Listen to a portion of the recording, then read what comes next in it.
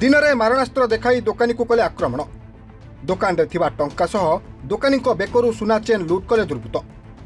दोकानी आहत अवस्था निकटस्थ गोष्ठी स्वास्थ्य केन्द्र में भर्ती पर अवस्था गुरुतर हेबारु कटक बड़ मेडिकल को स्थानांतर कर।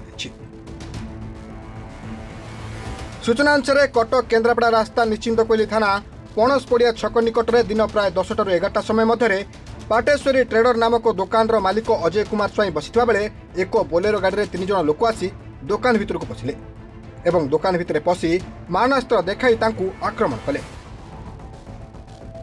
दोकान रे थिबा टंका सह अजय बेकर थिबा सुना चेन को लुट करी फेरार हो जाइथिले दुर्बृत्त माने।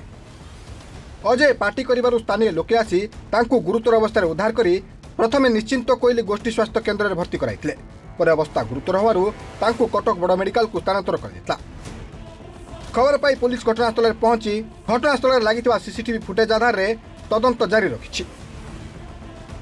डॉक्टर राधेश्याम जेना मेडिकल अफिसर सीएससी निश्चिंत कोइली आम पाक तो ट्रिटमेंट पे आसते ट्रिटमेंट बेले देखिली जी मुंडे 2 जगह खंडिया होती आम तो प्राइमरी ट्रिटमेंट देकी दबा कथा देकी सीटी स्कान मुंड कटक पठाई। आघात सिंपल अच्छी मानने जी स्टेबुल अच्छा पेसेंट सिंपल अच्छी फाटी तो अल्प खाली स्किन लेयर ऊपर फाटी तो सेमती बेसी किसी माने ये सालेपुर ज्योत्स्ना राणी सिंह रिपोर्ट टुडे।